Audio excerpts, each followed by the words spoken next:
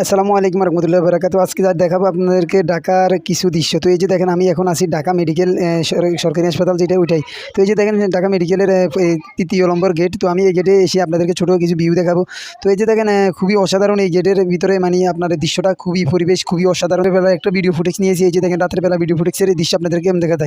তো সকালবেলা হয়েছে আমরা এখন বর্তমানে আছি ঢাকা বিশ্ববিদ্যালয়ের কাছে। তো এই যে দেখেন ঢাকা বিশ্ববিদ্যালয়ের কাছে যাবার আগে আপনাদেরকে কিছু দৃশ্য দেখাবো। ঢাকা শহীদ মিনারের কাছে যাবো, ওই শহীদ মিনারের কিছু ভিডিও ফুটেজ আপনাদেরকে তুলে ধরবো। সো গাইস আমার সঙ্গে থাকুন। তো এই আস্তে আস্তে আমরা চলে এসেছি ঢাকা শহীদ মিনারে। এই যে দেখেন এটা হচ্ছে আমাদের ঢাকা কেন্দ্রীয় যে শহীদ মিনার, ওই শহীদ মিনারে অনেক মানুষ আসতেছে, ভিডিও উঠেতেছে, ছবি উঠেতেছে। তো আমি হাঁটতে হাঁটতে কিছু একটু ভিডিও করলাম। তো ভিডিওটা কেমন হয়েছে কমেন্ট বক্সে অবশ্যই জানাবেন। তো এই যে দেখেন আমি আমার বড় ভাইকে নিয়ে এসেছি। তো উনিও আছে। এই যে দেখেন আমাদের পিছনে যে ঢাকা শহীদ মিনারের আমরা সবসময় টেলিভিশনে দেখি, এটাই আজকে আমার বাস্তবে দেখা ফার্স্ট।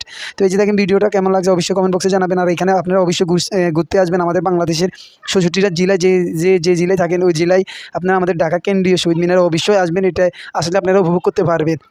তো এই যে দেখেন এটা হচ্ছে শহীদ মিনারের যে ফিজরের একটা ভিউ। এই যে দেখেন আমি এখন বর্তমানে আপনাদেরকে দেখাইতেছি, আসলে খুবই অসাধারণ। তো এই যে দেখেন এটা শহীদ মিনারের সামনের যে সাইড, এই সাইডের গাড়ি ঘোড়া এবং যে সাফারি রিক্সা মিশুক, এটা অনেক সৌন্দর্য এবং অনেক পরিবেশ রোডের। এখানে আসলে খুবই মন জুড়ে যায়, আসলে যারা আসেন নাই তারা বুঝবেন না।